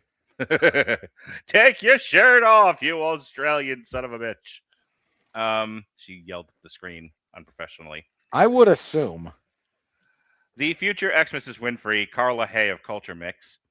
I like that it's just ex-Mrs. Winfrey now, because that could mean either my dad's fourth marriage or any of my brothers. You write the story any way you likes it, baby. Crime 101 is a suspenseful. You don't want to see the story the way I would write it. Wonderful. It would, Mark, even for you. Even for you.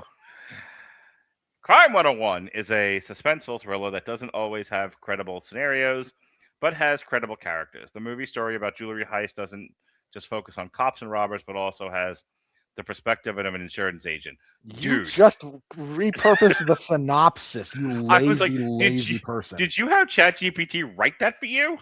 It Good sure God. looks like it. Talk about You know phoning it what? the fuck in. Hang on, this needs to be said. Because all the large language models do is regress to the mean, right? That's what they do. Mhm. They do the most average thing because it's the most commonly used. Unless you ask more of them, yes. In general, yeah, but they regress to the mean. So the dirt average reviewer is indistinguishable from an LLM at this point.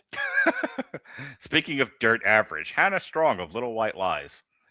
The lack of curiosity about its own material prevents Crime 101 from truly setting itself apart. Moments of intrigue and minor thrills seem destined to fade away in the memory rather than inspire future imitators. She's getting at a salient point there, so I'll give credit for that. Blake Howard of One Heat Minute. Ugh. Crime 101 isn't just Heat adjacent, it's bad Michael Mann karaoke. It's a bit much. And bear in mind, this is from the guy who was constantly comparing it to Heat in real time while viewing it and on this review. It's not just a bad cover of it. I think that's a mistake and a disservice to some of the character writing that went into this. Nate Adams, the only critic. That's a lie. The problem is not that Crime 101 borrows from familiar territory, it's that it never finds the panache or personality needed to elevate material we've all seen before. That's a fair criticism of this, I think. Kurt Loder, formerly of the now defunct MTV. That made me sad, by the way. Not that MTV was useful anymore in any way, shape, or form, but I was born before MTV and I outlived MTV, and that makes me sad. It started with the first broadcast of Video Killed the Radio Star, and it ended with that same music video. Well, that makes it a nice bookend. Kurt Loder. It bordered on poetic. Dun dun dun dun dun dun dun. Has some of the satisfactions of vintage noir filled with shadowy suspicions and rivers of headlights pouring through the soft Pacific night. Oh, aren't you poetic, Kurt? Somebody said make it more purple. Rachel Talton of the Mary Sue, Robert Winfrey of the Screaming Boy podcast. I hate that site so much. At my funeral, when you give the eulogy, be like, and here lies Mark Radich of the Mary Sue, like shaking my fucking coffin.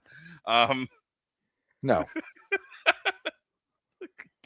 Kicks it over. That's what I think of the Mary Sue. Walks Mark, by, nobody understands why. I will commit crime at their headquarters rather than denigrate your funeral with referencing that crap. Fair enough. Just running through punching women. The Mary Sue. Why would that would get me arrested very quickly. I plan to get away with it. Wonderful. Thanks, Chris. Where am I? The Mary Sue. The Mary Sue. With minimal dialogue and a shock of bleach blonde hair, Keoghan gives the film its edge, elevating it from a simple noir to high-octane thriller. Oh, get the fuck out of here. My kids aged while watching this movie. It was not high-octane. Not even close. We see as the story progresses. Nell Manow of Movie Mom. Mark, I think we need to buy the domain name for the Mary Sue, but MERRY. Okay. And do legitimate stuff there, but because it's just a homophone, we can confuse people. It'll be great. I agree with this. 3 people under increasing pressure find their stories. Can we stop just fucking doing a plot synopsis as a movie review? Or at least that be the poll? Being the poll, please. Yeah, get the fuck. Get the fuck. That's my new phrase. Get the fuck. Speaking of get the fuck, Sean Burns of Splice Personality. Plotty and workmanlike. Crime 101 is as prosaic as picture as I've ever seen in ages. Oh, someone wanted to be alliterative.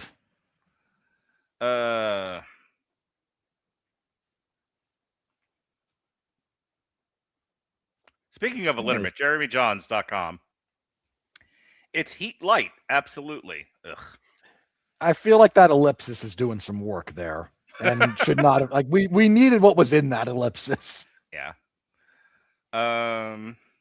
See if we can find any wives and lovers here. Hey, speaking of which, the future Speaking of X neither. the future ex Mrs. Alexis Hana of Grace Randolph of Beyond the Trailer. I'm telling you, man. Like why would you want the poor police to have to respond to that many domestic violence calls? So Bart Layton's homage to Michael Mann's Heat. Although, while that's a neo-noir film, this is a classic film noir in every sense of the genre. A very well-made, engaging film with tons of LA atmosphere. LA Definitely has worth no seeing atmosphere. It's part of the problem. on the big screen. You know what's funny about this? More and more new people are finding us for one reason or another. We're And grateful to you. we've got like 15 years of inside jokes, and a lot of it comes out in this segment. Everybody else is like, why does he say to marry you that way? Why does he keep marrying both people? I don't understand what's happening in this segment. Is this performance art? Kinda. A little bit, yeah. Guys, to any of the younger people finding us, these are what's referred to in the industry as skits and bits. It's a segment where we just do a little bit of wacky stuff to be a little bit wacky. Speaking of Wacky Jackie, Travis Hobson of Punch Drunk Critics. Crime 101 burns rubber from start to finish. No, it doesn't. And it's truly one of those compelling, smartly crafted movies for adults that don't come around too often. The fact that this movie is earning high praise for being aimed at adults, when it's really just an okay movie aimed at adults, tells you how much of our modern cinema landscape has just been everything is for children. Speaking of everything being for children, friend of the show, Careful William with that. Bibiani of the Rap. Oh, I knew what I was doing. I know you did, and look, he's going to show up in the Epstein files, and that joke will age terribly. Much like our show. The plot can be humdrum, and it often lacks drive, yet the skilled cast and sleek visual style keep our eyes locked on the screen anyway. Locked is a bit much, but he's right about it, and the general critique there is correct.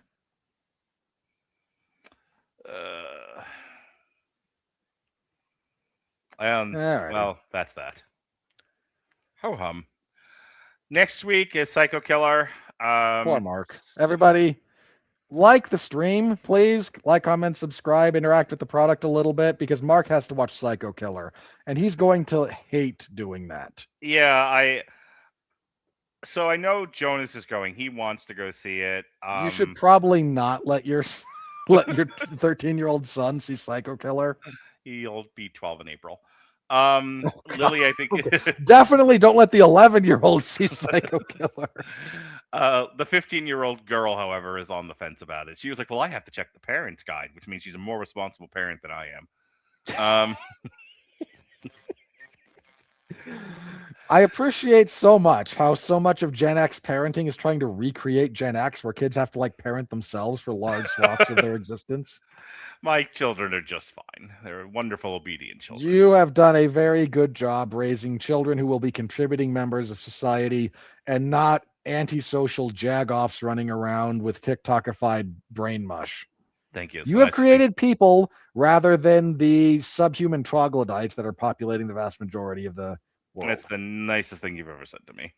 That is not, but it's close.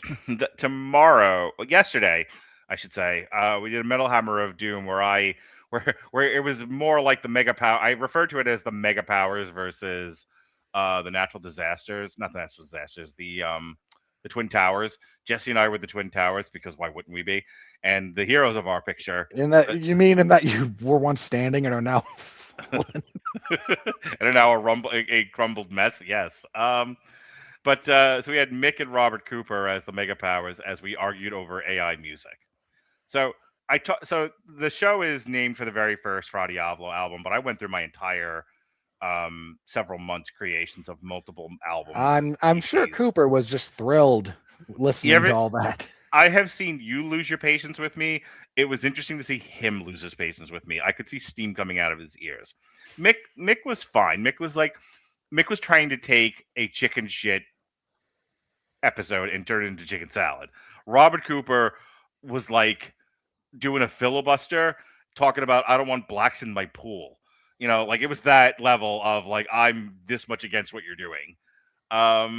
So That'd I have will been be funny. By the way, caricatured in a movie about the rise of AI music many years from now. but he was the Strom Thurmond of AI music in that whole podcast. Well, that's a reference that no one else is gonna get. Well, I said I don't want blacks in my pool. And No, that- no, again, I'm with you. I get the reference because I'm historically literate. Well, when I said it, I couldn't remember Strom Thurmond, and then I did, and I doubled down. See, That's fine. That's fair. But I had Jesse there to back me up, and he was just like, "Everything that you're doing is wonderful. You should talk about it more." And you could just see fucking Coop look for his gun. So if you'd like to hear the second most contentious podcast I've done this month, listen to the new Metal Hammer of Doom, where I try to convince two Gen Zers that they should fucking get more into AI Is music. Coop really Gen Z? I don't know. He might as well be, though. I feel like he's just a young millennial, right? I think he's a young millennial, yes. Speaking of young millennials, Alexis Hana will be reviewing Fallout Season 2 tomorrow. Alexis Hana, not a young millennial. She's like my age. But you're both millennials. Yeah, Season on the border. Season 2, Sports Night, myself, Gavin Napier, and Jesse Starcher. And then this Thursday, we continue our look at black cinema, black as night. We're looking at the Book of Clarence, the American Society of Magical Negroes, and They Cloned Tyrones. None of those are good. The aforementioned Psycho Killer will be a week from tonight. A week from Wednesday, speaking of AI slop, myself and Jesse return to sessions, and we will be compressing the BoJack Horseman podcast that you and I did, which I'm so very proud of, into a Johnny Cash song about depression. I feel like there's a lot of those. By the way, did you like the album cover? I feel there's a better version of it that could have been made. In general, yes. Okay. The initial version of it, the horsey doesn't have a hat on. Well, the hat helps. Yes. The horsey didn't have a hat. He wasn't nearly as sad as I wanted him to be, and it didn't have the band or the song on there. So I had to have him do it again, and my literal prompt is, put the band and the song on this, give the horsey a hat, and make him sadder. So that's what it looks like now, and I'm very proud of it. Good prompting, Mark. Thank you. I'm so very proud of myself. You really should have just asked Ben. Nope. You should have at least asked him, like, hey, could you make a depressed horse? Could I make a horse depressed? I suppose if I had enough time. Speaking of depressed horses, we'll be focusing on Denzel Washington a week from Thursday.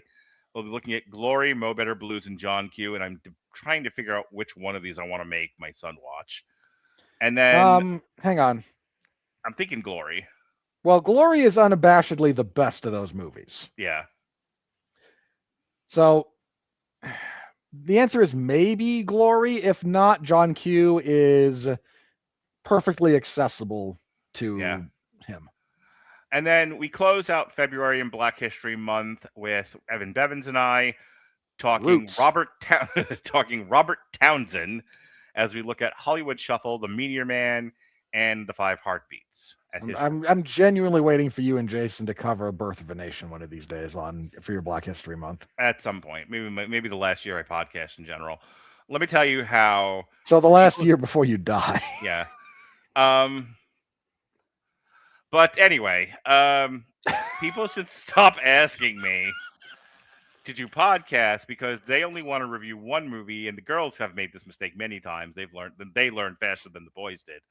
Do not ask me to review a particular movie because I will insist on 3 of them, and they always come away with the same thing. It's like, I didn't want to do 3 movies. I just wanted to do the one I asked you about. And I go, no, I'm addicted to structure.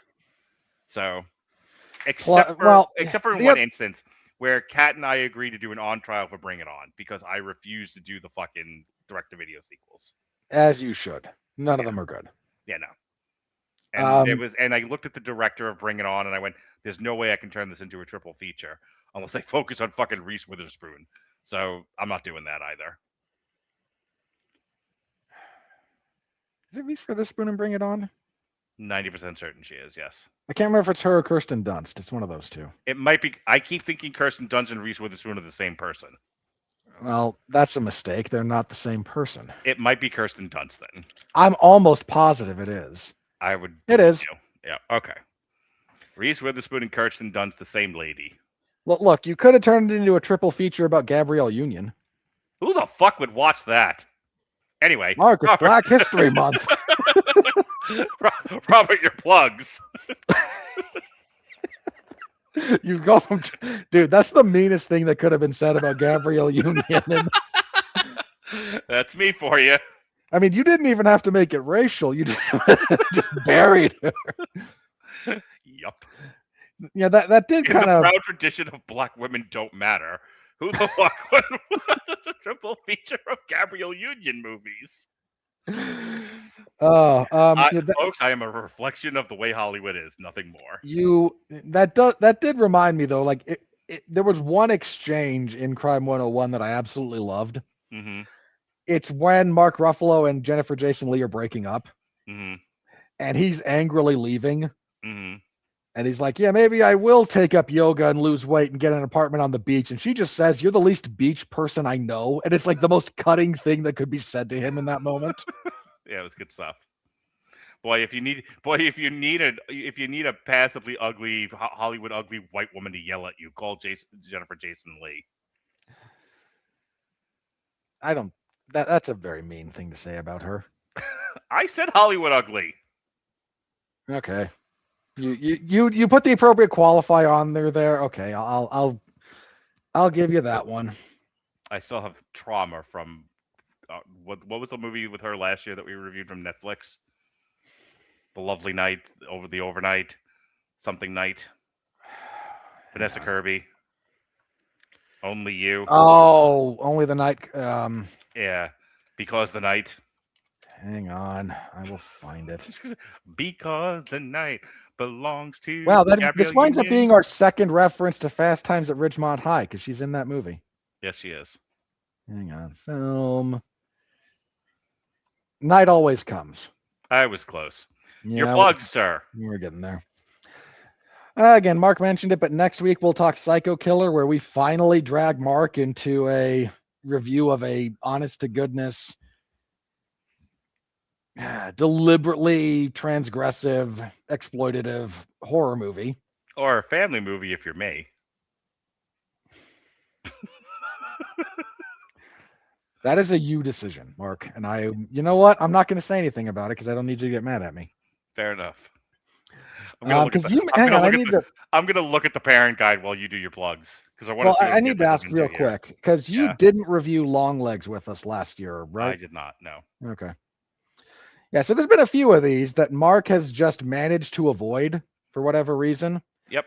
And to be fair, I was fine to review this movie. I didn't say Mark had to be here. Jason said Mark has to be here. Yeah.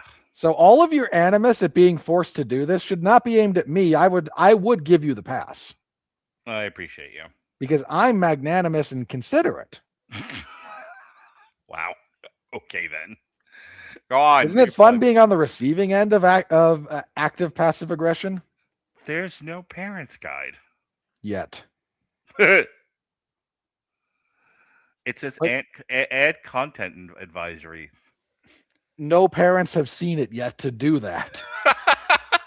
Oh, I could be the one. You could. Look up just go to the general rating and look at all the stuff that's listed there. Okay.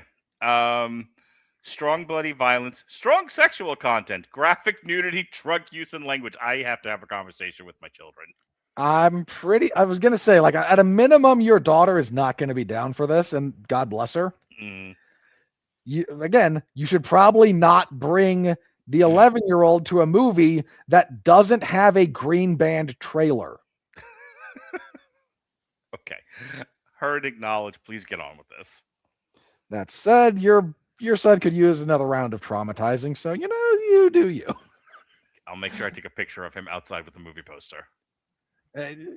No. That's him going in. Then you need the one of him coming out, looking like he's been through World War I.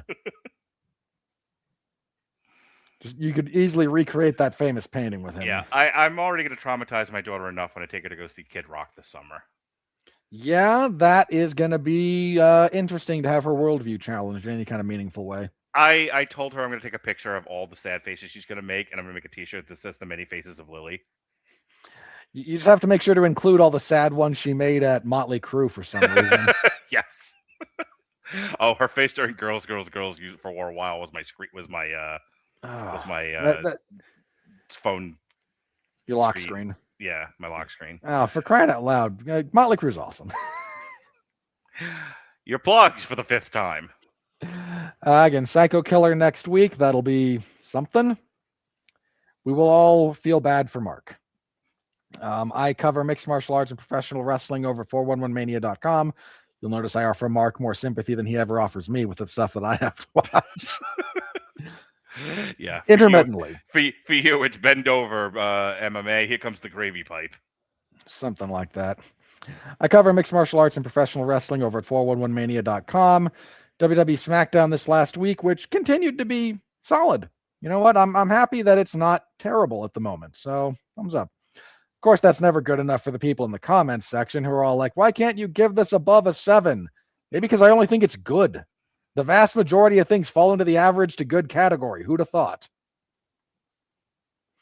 But this other reviewer gave it a 9. I'm sorry, I have standards. Anyway. Stop fighting with people on the internet. I don't engage with them in the comments section. I vent here because I know no one's watching. Fair enough. Well, no one who's going to connect those two things is watching. So, there was no UFC event on Saturday. Not sure why, but they wanted to take Valentine's Day off, I guess, so Dana White could beat his wife again. Who knows? I did watch Zuffa Boxing, though, on Sunday. It was a really nice knockout there. Yeah, well, I was doing the podcast. Yeah, there was a, uppercut that led to somebody's leg quivering uncontrollably. It was nice. This week will be WWE SmackDown on Friday as we roll on towards Elimination Chamber. And the UFC has an event on Saturday. This is UFC Fight Night 267. They're in Houston, Texas. The main event is Sean Strickland versus Alexander Hernandez. I think it's Anthony. He goes by Fluffy. So I don't know why. That's his nickname, and people just kind of call him Fluffy. So my mind always goes to Fluffy Hernandez instead of to his actual first name now, which I feel bad about. And I'm sure during fight week, Sean Strickland will not make reference to deporting his opponent or sing the virtues of ice. Wonderful. You're almost done. I have to pee. Sean Strickland is just kind of that guy. Yeah. So tune in for those. I also host the 411 Ground and Pound MMA podcast, which goes live around midnight Eastern on Sundays. But you can just look it up. It's on the 411 Wrestling YouTube account. It's 411 Wrestling and Entertainment, their YouTube account. Or I think there's a page up. And yeah, this week we talk about news, Jailton Almeida getting cut, details about Tom Aspinall's eye injury. It's not good. So tune in for any and all of that. And yeah, next week we will mark again. If you feel like throwing someone off the podcast, not me. Okay, then. Well, folks, he's Robert. I have to pee. Mark has to expel some urine. As I do at the end of every 2 hours. Be well, be safe, and behave.